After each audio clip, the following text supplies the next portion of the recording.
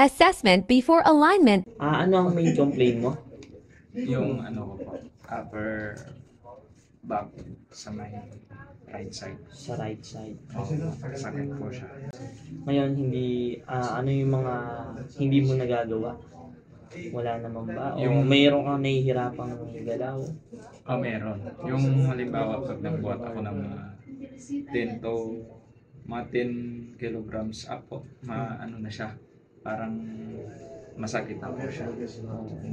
Hindi na po ako Nasabi mo sa akin kanina, nahihirapan ka ding huminga, di ba? Yes po, nahirapan po.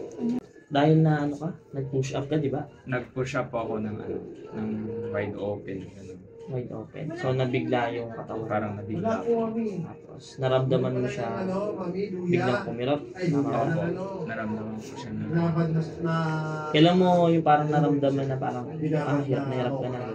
Gano'n. nung ano pa po, Friday Friday. po last.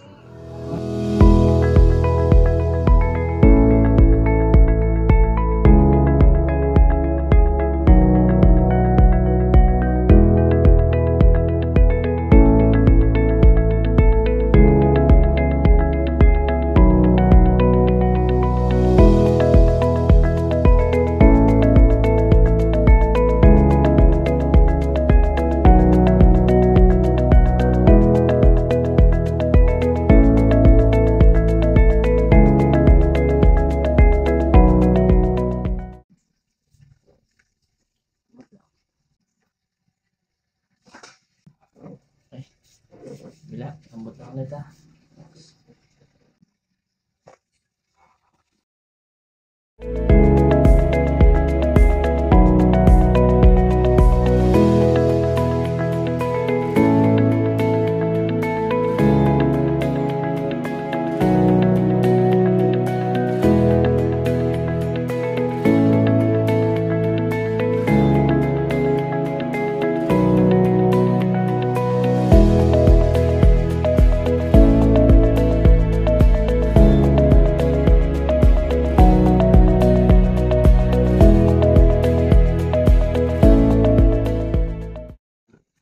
Kamusta sir yung bone alignment ginawa natin?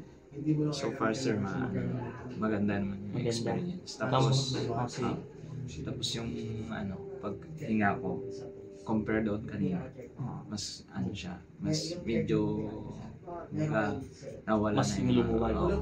Yung pain mo sa likod nawala. Opo, nawala po siya naman. Okay kuya. Highly recommended po ba? Opo. Thank you kuya. Salamat. Thank you.